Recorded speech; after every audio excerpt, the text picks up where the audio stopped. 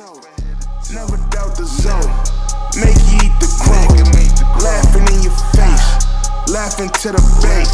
She can keep the push. Hello, everyone. It's your boy Ish again. Welcome you back to the Hard to Handle Sports Podcast. Week 14 of the NFL season is in the books, and surprisingly, it ended with two really entertaining games on Monday night. The legend of Tommy DeVito continues to grow. The Giants beat the Packers at the Meadowlands. Pretty impressive stuff what Tommy DeVito has been able to do. I see Giants fans getting very excited about Tommy DeVito. They're like, we found our Brock Purdy, which is pretty crazy that people are referencing Brock Purdy after just 1 year. But Tommy DeVito, his agent, it was a very entertaining game against the Packers. And in the other game, the Dolphins keep proving that they are frauds. They have been, and they continue to be on fraud alert. They lose to Will Levis and the Titans. They were up 14 with like less than 4 minutes left, and they find a way to choke. We'll touch mainly on the Dolphins and how much or how big of frauds they are. Also, we'll touch on the Chiefs versus Bills. All the whining, all the complaining that Chiefs are doing. Is it merited?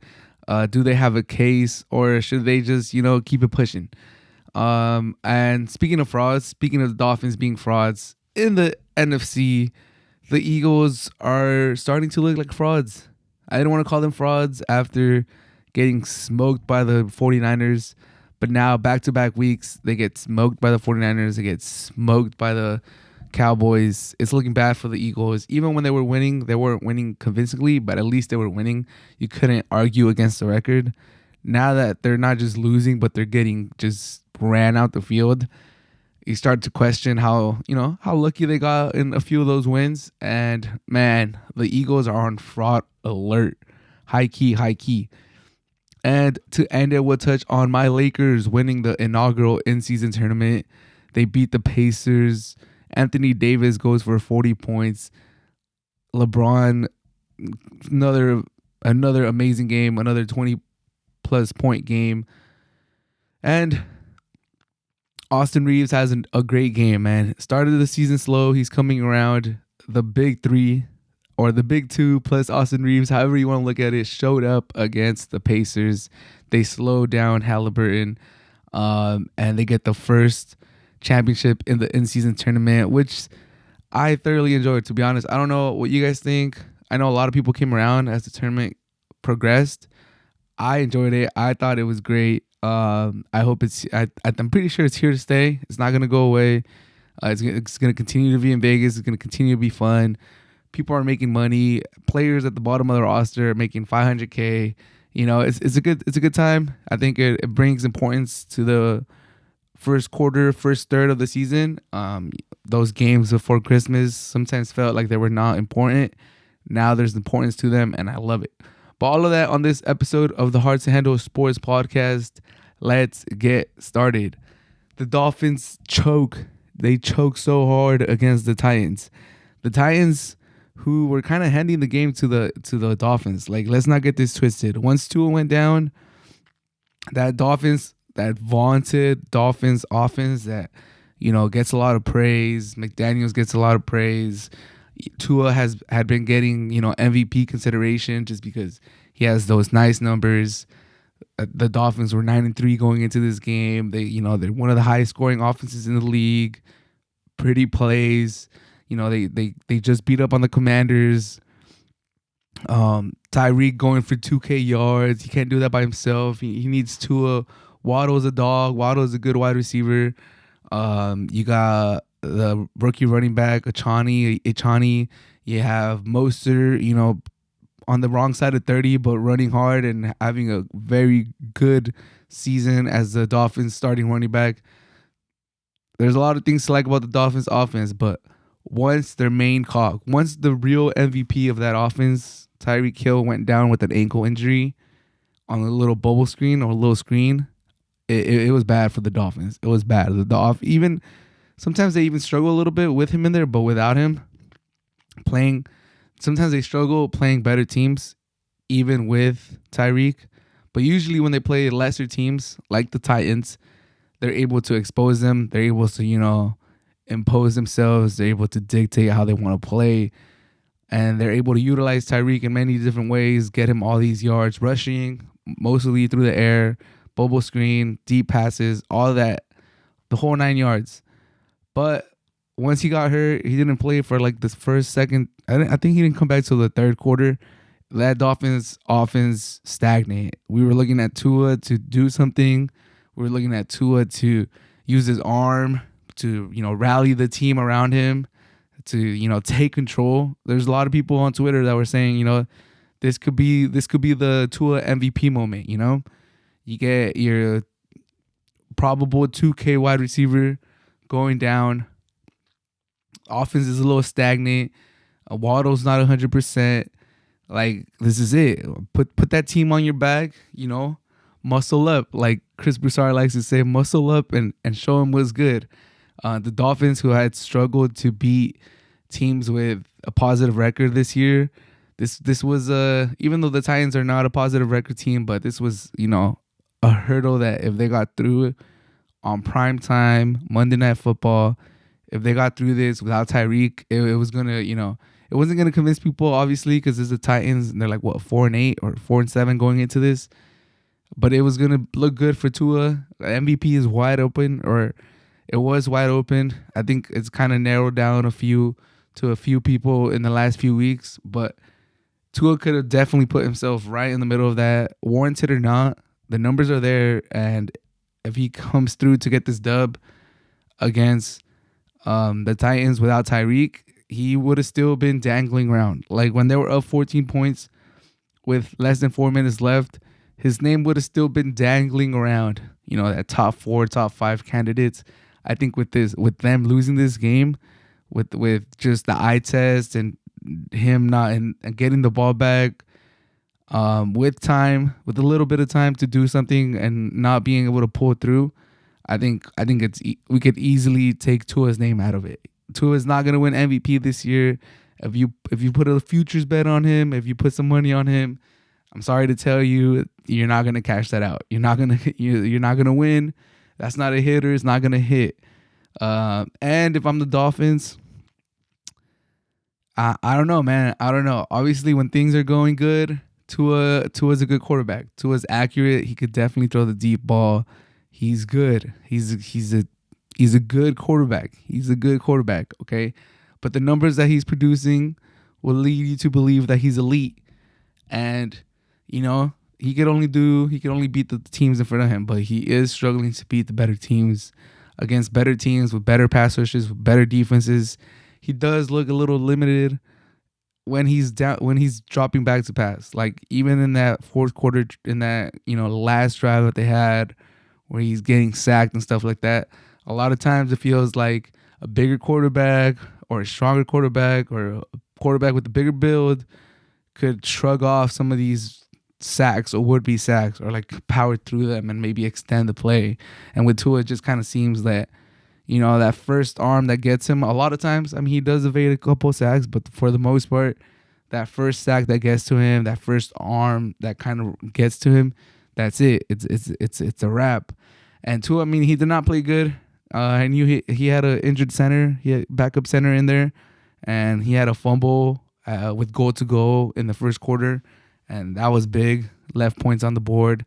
They had to settle for field goals in the red zone. Like I said, it was just not a very good game by that Dolphins offense. It was ugly. It was ugly, and they were gonna get away with it. And obviously, we can't ignore the defense just letting Will Levis chop them up at the end of the quarter. At the end of the fourth quarter, go down and just chop them up, chop cheese, go down, right through them, literally, like boom, boom, boom, touchdown to Hopkins, 2-point conversion. Offense doesn't do anything, doesn't really even take time off the clock, and then boom, boom, boom, they go down the field, and next thing you know, Derrick Henry scoring the game-winning touchdown. Dolphins are frauds, man. I hate to say it, but Dolphins are frauds, man. And they kind of got exposed versus the Bills early in the season. They haven't really beaten anybody, and now they're up against the Cowboys, who are red hot and are looking like the second best team in the NFC. Dude, it could be ugly for the Dolphins, especially once the adrenaline wears off and once the swelling on that ankle goes starts to set in. We don't know if Tyreek is going to play next week. If the Dolphins are without Tyreek and they're playing the Red Hawk Cowboys, it could be ugly. It could be ugly for the Dolphins. It could be bad for them. And they still got to play the Bills one more time. They lose to the Cowboys and then they lose to the Bills, and the Dolphins are a wild card team, which is crazy to think about because, a lot of teams thought the Bills were dead and they just beat the Chiefs. We'll talk about that. But the Dolphins gotta be careful, man. They gotta be careful because Tyreek on a hurt ankle just kind of got exposed by the Titans. That defense is not looking solid. Even with Ramsey, that defense is not looking solid. And now you got the Cowboys and the Bills are still on the schedule. I don't know, man. I don't know.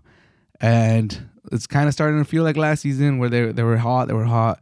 They lost a few games at the end of the year. And then they kind of, faded away. But we'll see. We'll see. We'll see how it goes. I hope Tyreek is good. I hope Tyreek is healthy. I hope he's still able to finish the season on a tear. I really wanted to see him hit 2K. Like, I really, really wanted him to hit 2K. That would have been so sick for a wide receiver to hit 2K. But I think today's game, if anything, proves that, the Dolphins, their defense can be had. Their defense can be had. And their offense, as great as it is for all the gaudy numbers that it has, it could be stopped, especially with the hobble Tyreek. And Dolphins need to really think about how much they're going to pay Tua this offseason because good quarterback. No one can deny that. Good quarterback. He could have great moments. He could have great stretches of games. But is he an elite, top-end quarterback? I don't know. And hey, don't hate me for just having my opinion. It's my opinion. I just think he's a good quarterback. He could have great stretches of games. But is he a great quarterback? Is he an elite quarterback? It's still left to be said. He's very young. He's obviously still improving. And he has the right coach. McDaniel's offensive-minded.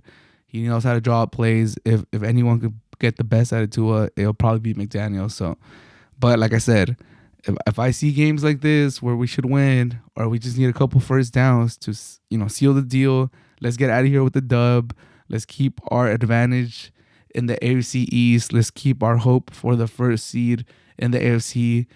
You got to think big picture. If Tyreek is getting hurt, he has a bum ankle, who's to say someone else doesn't get hurt? We saw Howard go down. They're already down to center. Achani has been hurt the season. Like, you want to get that first round bye to get everyone healthy for this playoff run. You need to be thinking about that. So if you're up 14 and all you need is a couple first downs to get out of there, finish the game off, like your quarterback is supposed to be able to get that. And then you're down, you're only up 6. The other team just went down the field, scored a touchdown, scored a 2-point conversion. You know that if they get the ball back and they score, they're going to win. You need to be able to find that first down, and the Dolphins couldn't do it. And they ran the ball. And I think they tried to throw for it on third down, and they couldn't do it. Coaches will tell you how they feel about their quarterback too. Obviously, every coach is going to say that they love their quarterback. My quarterback's amazing. I fully trust my quarterback. But they always tell you how they really feel about their quarterback. You see it with, Daniel Jones sometimes. You kind of see it a little bit with Tua when you have a third and long and you really need it. And if you really have an elite quarterback, if you have Mahomes, if you have Allen, you have Burrow, for the most part, you're going to put the ball in their hands. You're going to let them, be elite. You're going to let them be great. You're going to let them be, the talent that they are. You have no second thoughts. You know that the ball is safe in their hands, and you're going to let them try to throw for the first down. If you don't have one of those top guys, and you know it, no matter how many positive things you say about him, you're gonna run the ball. You're gonna run the ball. You're gonna do a delayed run, a draw. You're gonna do a draw. You're gonna do a little bubble screen. You might even do like some wildcat. You might, some of that stuff. But if you have a real elite quarterback, you're gonna put it in his hands. You're gonna be like, "Go get me that first down. Let's go, 4 out, 4 wide receivers out, spread the field out. Go get this first down. Let's get out of here. Let's wrap this game up."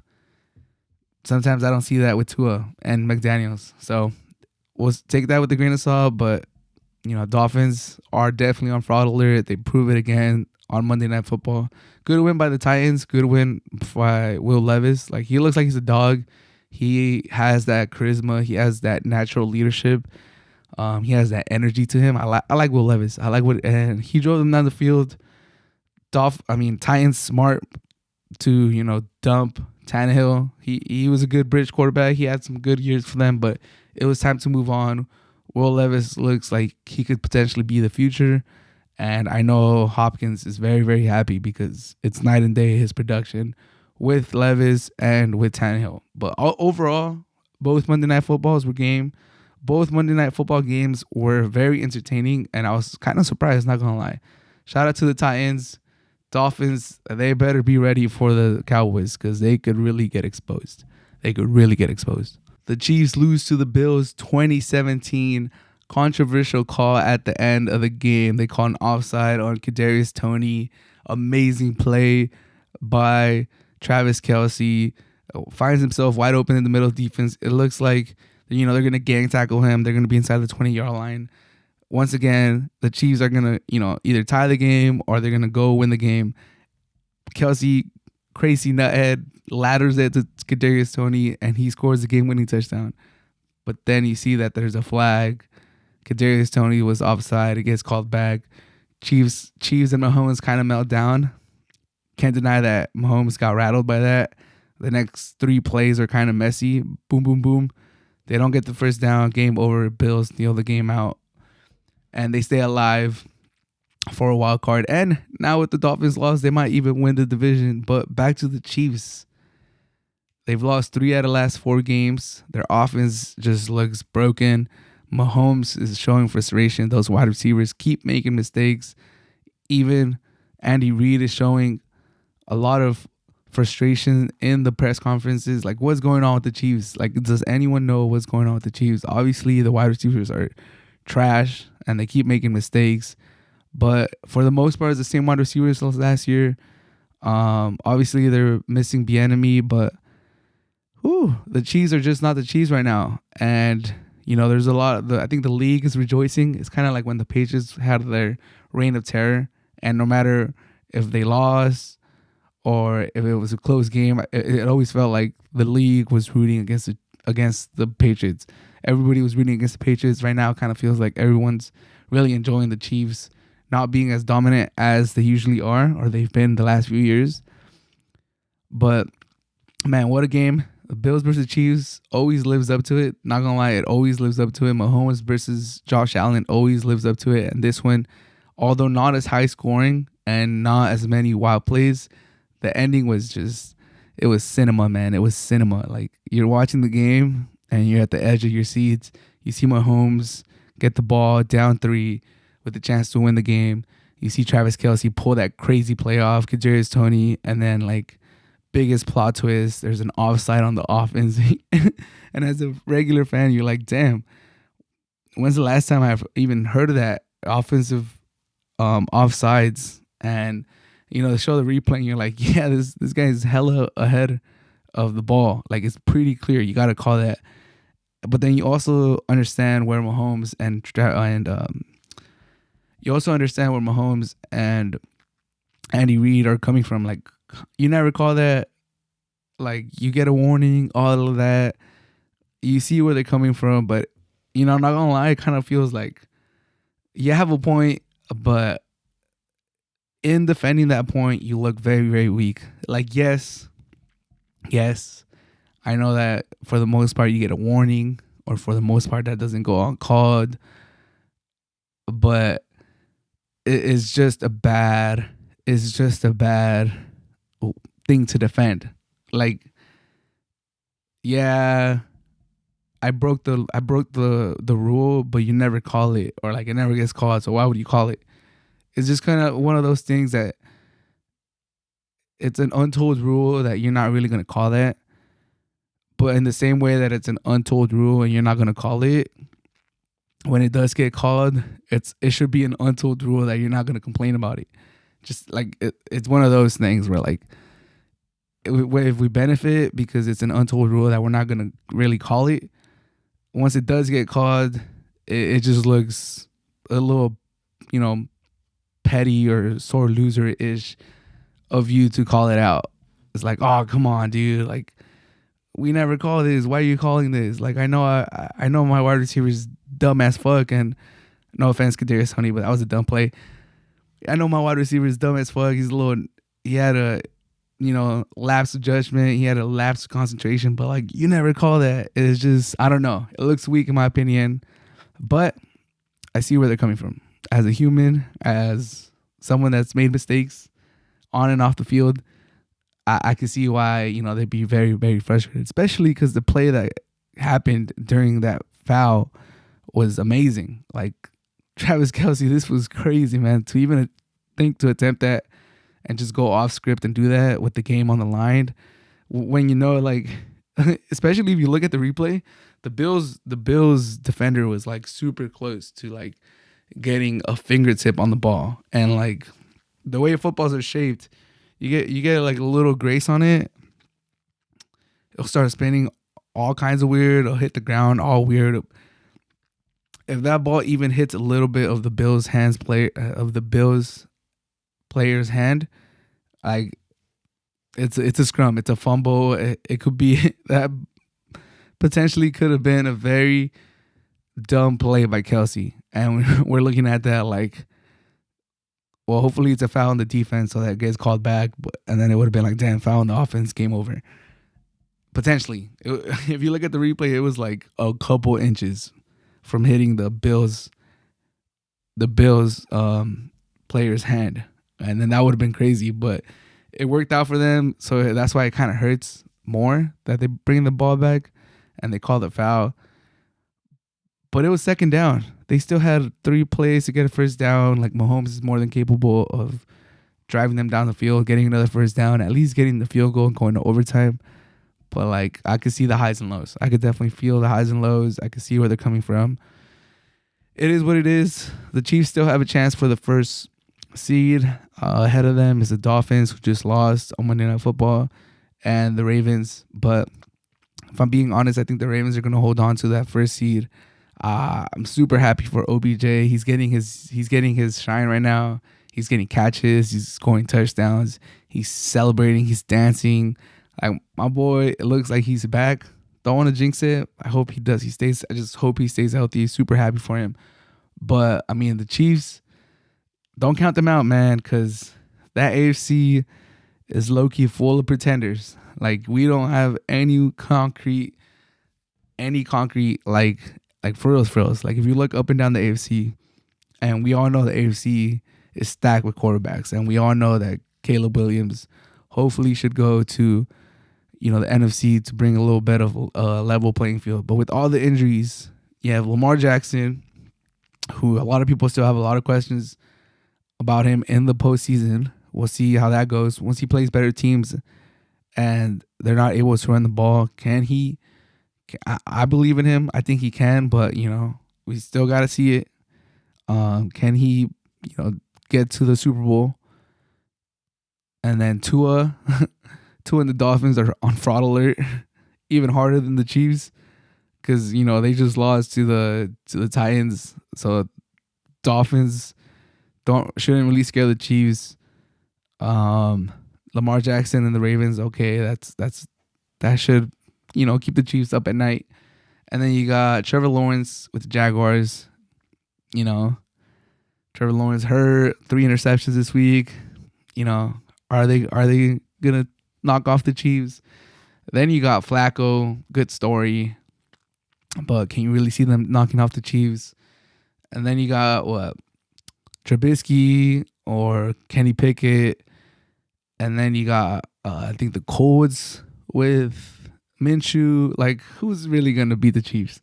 Like, it has to be the Bills sneaking in there, or it has to be Lamar Jackson, and that's pretty much it. I don't think the Dolphins with Tua could do it. So the Chiefs are a sleeping giant right now, and they did lose 3 out of the last 4, and they're kind of whining right now, and it's kind of annoying hearing them whining because as we all know, the Chiefs have had their fair share of calls the last few years, so it is a little annoying. A little annoying to see Andy Reid do that. A little annoying to see Mahomes do that.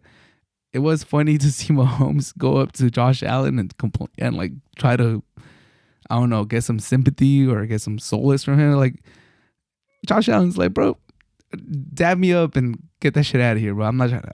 What do you want me to do?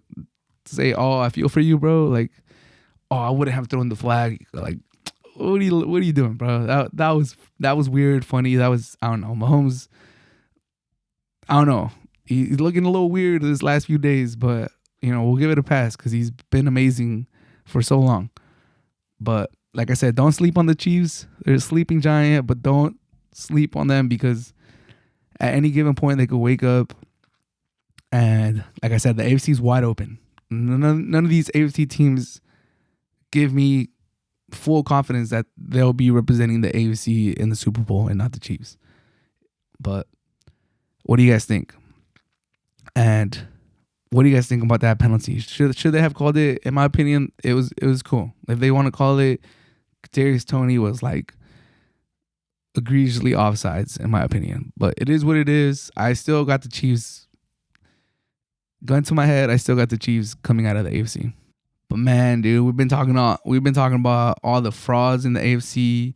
We've been talking about the Dolphins exposing themselves as frauds on Monday Night Football against Will Levis and the Titans. But man, the biggest fraud alert this weekend has to go to the Eagles getting absolutely destroyed by the Cowboys, like 33-13. And the only touchdown they scored was because of their defense that recovered a lost fumble and returned it for a touchdown. The offense scored 6 points, 33-6. If you're looking at just the offense. And man, Eagles have a Swiss cheese defense, man. Holes everywhere. Can't stop anybody. Decent defensive line, but they can't stop anyone through the air. Like Swiss cheese defense. Their offense is very hard to watch. Like if they can't get the run going, and then my boy Hurts. I love Hurts, dude.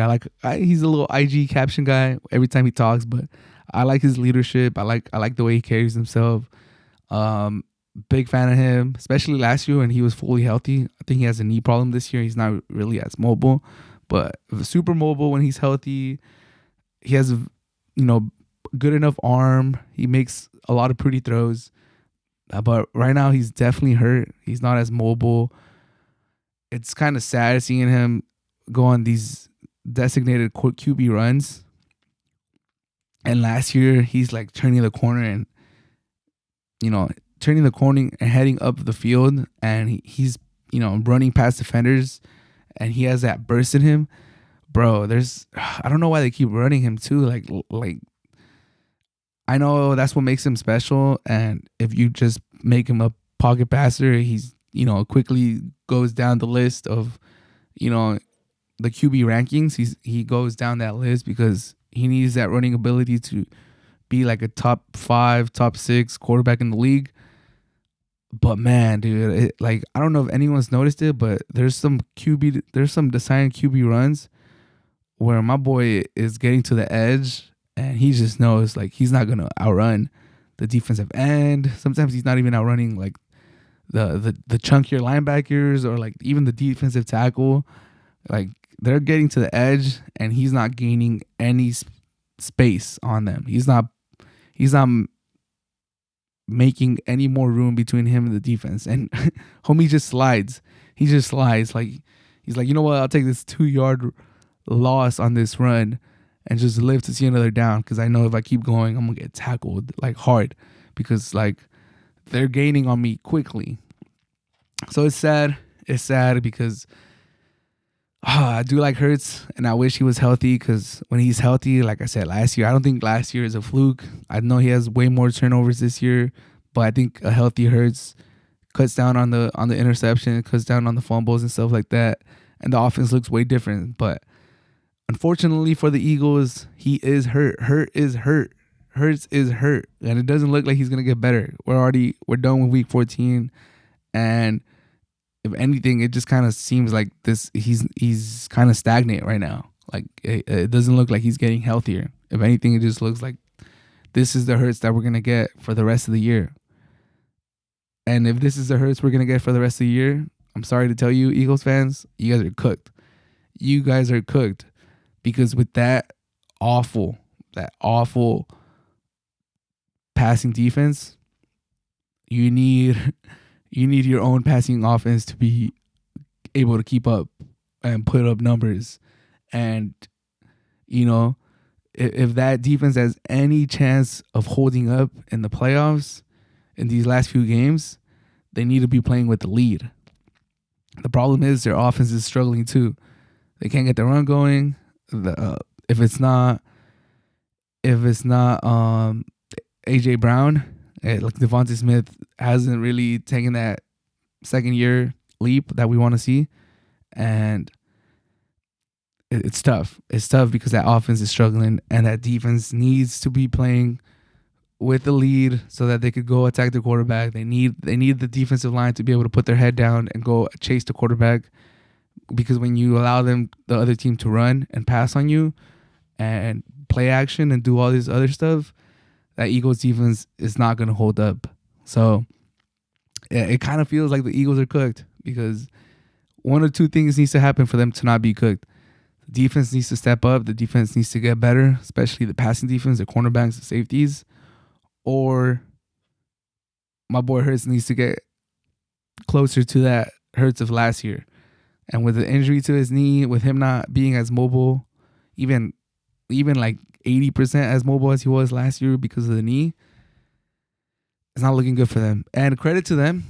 Credit to the Eagles. Credit to Sirianni. Credit to Hurts and that Philly fighting spirit for even getting to 9-1. Now they're 9-3. And, they could still squeak out the number 1 seed if they get through the Seahawks. I don't know where the Giants look a little more dangerous, but they do finish Seahawks, Giants, Cardinals, Giants. You get through that Seahawks game. Seahawks have been on a downward spiral too. You get right against the Seahawks. You take care of Tommy DeVito. You take care of Tommy DeVito, and then you beat the Cardinals, and you take care of Tommy DeVito again. And you're looking at, surprisingly a 14-3 season, or 13-3 season, 13-4 season. What would it be? Yeah, 4 games, 14-3 season. They're 10-3 right now. If they get those 4 wins, you're 14-3, and you would still be above the Cowboys, I believe, because of conference record. And if the 49ers lose one time, then boom, number 1 seed. But like I said, it kind of feels like the Eagles are cooked, because it feels like this is the Hurts. This is the Hurts we're going to get for the rest of the year. And we need a more elite Hurts. We need a better Hurts to make up for the holes on this Eagles offense. Or we need Devontae Smith to just pop off. Devontae Smith, if Devontae Smith pops off and just goes nuclear, and you got AJ Brown and Devontae Smith going crazy next to each other, and Goddard, is coming back right now from his broken forearm, I believe, then you have a chance. Then, then Hurts could just start, lobbing it up to these fools. Because I think Devontae Smith last year was way better. Like, highlight-wise, the way he was going up for balls, the way he was high-pointing the balls in the middle through traffic. Like, there were some weeks where I was like, bro, who's the best wide receiver in that team? Is it Devontae or is it AJ? I don't think I've once questioned it this year. Like, that's how good Devontae was playing last year. I was questioning it. Like, damn, is he about to take that number 1 spot soon? This year, I've never questioned it. It's obviously AJ Brown. And that's credit to AJ Brown. He's having a great year. But also, I need more from Devontae. And also compare players, but I know everyone saw that catch by Puka Nacua against the Ravens, where he just no gloves, just bare hands, taped up, throws himself and catches a beautiful play, like just full extension and goes for it. I don't know the exact score, but it was a close game. The game was close. Let's see. It was probably in the third quarter. It was probably 27-13. I think it was 27-13. Don't quote me on it though, but I believe the score was 27-13 or 24-13. But I believe it was 27-13. But if the Eagles score on this play, then they're kind of, 27-20 and we have a game. And Hurts lobbed it up for Devontae Smith, and Devontae Smith got one hand on it, and then I don't know, there was a turnover. I forgot how that possession ended. I think they missed the kick, or I'm not 1,000. I can't think off the Jake Elliott 2 for 2, so he didn't miss a kick, but maybe they got sacked or something happened, but they didn't. I don't think they got points after that, but it hit his hand, and Devontae Smith couldn't catch it. But I was just thinking, like, bro, you should have laid out for it. Like, why are you not laying out for that? You lay out for that, I'm pretty sure you catch that. And Devontae Smith is like, he's a dog. I know he's more than capable of making that catch, but he didn't for some reason. So I don't know what's going on with the Eagles, but like I'm saying, like a lot of they did lose 33-13, but there was a point in the third quarter where they could have made it a game if they score on that possession. And the ball hit him in his hand, and maybe Jalen Hurts could have thrown it a little bit better. But like I said, Jalen Hurts, a little down year, he's hurt. It is what it is. Don't want to offend no Eagle fans. I know there's a lot of passionate Eagle fans, but like I said, with that defense, that doesn't look like it's going to get better. Swiss cheese. They need to be playing with the lead. And with the Eagles offense sputtering right now, and Jalen Hurts looking like he's not going to get any better, any healthier, it could be GG's, bro. It could be GG's for the Eagles. And finally, to conclude, the Lakers, my Lakers, win the inaugural in-season tournament. They beat the Pacers. Let's go. Beat them 109-123. LeBron James, 24 points. D'Angelo Russell, 13. He goes at it with Brown. Bruce Brown was talking a lot last year with the Nuggets. D'Angelo gets his little swagger back. Only 13 points, but it's good to see D'Angelo get his little swagger up. Austin Reeves, 28 points. Amazing news for Laker fans to see Austin Reeves have this good of a game in this, very high. It's not the playoffs, but it's not a regular season game. There's added importance to see him show up and this game of higher importance. Great news.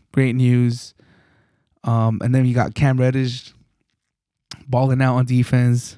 And then, but the best thing that could have came out of this in-season tournament, other than winning it, and it's obviously it's good for the camaraderie, and it's good for the vibes, and it's good for the locker room unity, to get all that money, to win something, to like already feel accomplished. Like the sense of accomplishment is already there, and we're in December. So that's just going to make them hungrier. They're going to want to try harder. It's just amazing for the locker room winning. But the best thing that came out of this in-season tournament, that finals game by Anthony Davis. 41 minutes. Love to see it. Hopefully he stays healthy the whole year, but that's how many minutes we want to see him play in the playoffs and stay healthy. 41 points. 20 rebounds, 20 big boards. I love to see big boards by Anthony Davis. Give me that ball, big board. And 5 assists, 41, 20, and 5 by Anthony Davis in the in-season tournament final. And another positive news was that it was against Miles Turner. Miles Turner's no slouch.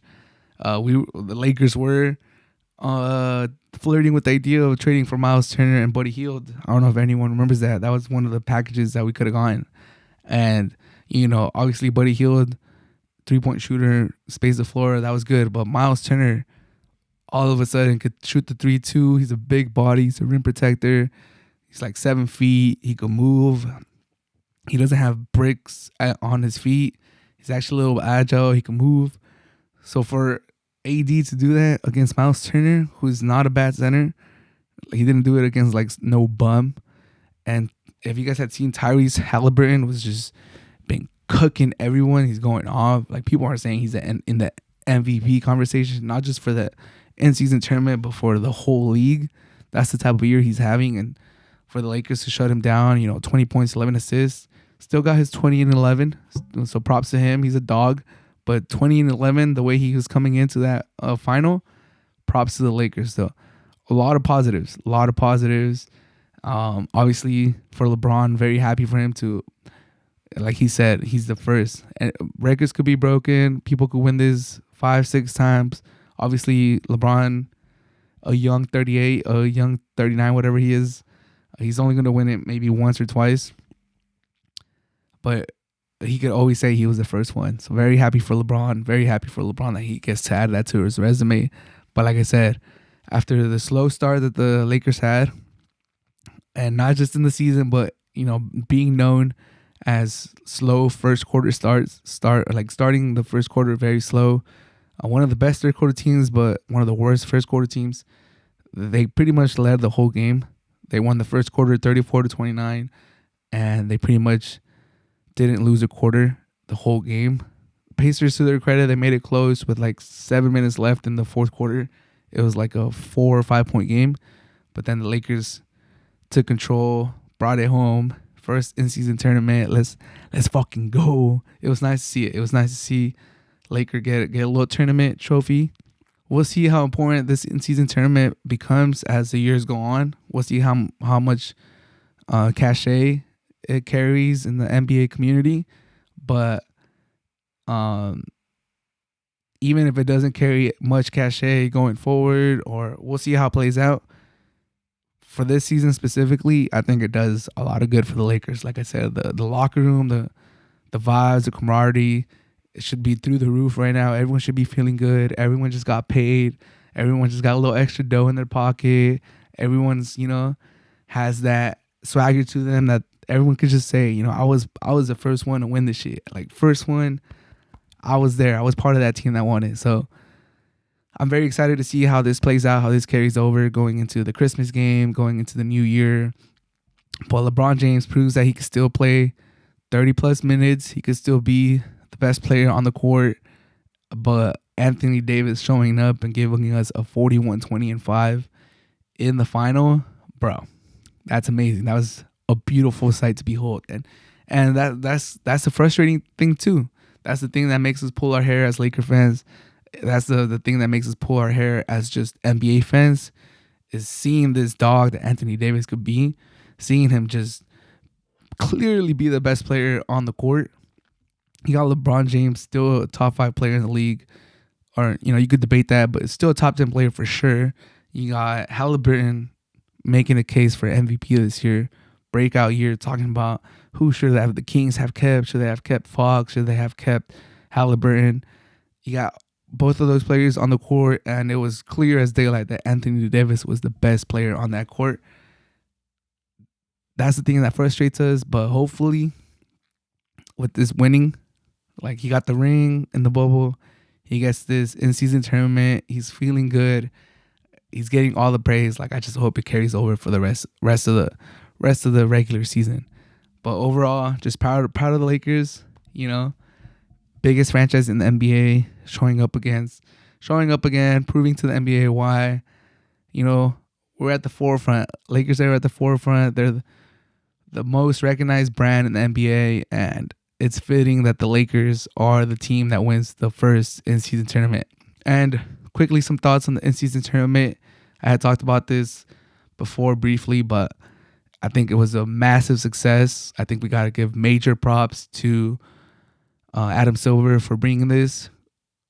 You could 100% see the players trying harder, even though at the beginning players didn't really fully know what was going on, and the fans didn't really know what was fully going on. I think by the by the time the final 8 and the final 4 came around and it was time to go to Vegas, I think the NBA community, whether it was like NBA Twitter or NBA Reddit, or just hearing people talk about the NBA at work or at bars and passing, I think everyone kind of came around and was like, oh, it's pretty cool. It's pretty dope. Like, they should do this. It became, the narrative changed from like, what the hell is this shit? What the fuck are they doing? They're trying to be soccer. They're trying to be soccer so hard. Like, this guy Adam Silver is tripping, bro. Like, what the hell is he doing? And it was already good how it was. It went from that to people suggesting stuff. People thinking like, oh, we should do this. We could improve this. This is tight. We could do this. We could do that. A lot of these suggestions are never gonna happen. Like the G League, making it like the FA Cup, or like the soccer leagues, adding the G League, adding European teams to come here. That's probably never gonna happen, to be honest, just because the NBA doesn't really want to add games. The NBA doesn't really, like, if you think about this, the in-season tournament added one game, which was the final, the Pacers versus the Lakers. Everything else was just a regular season repackaged to us in this tournament, but at the end of the day, it's still the same 82 games plus this final. It was all just repackaged.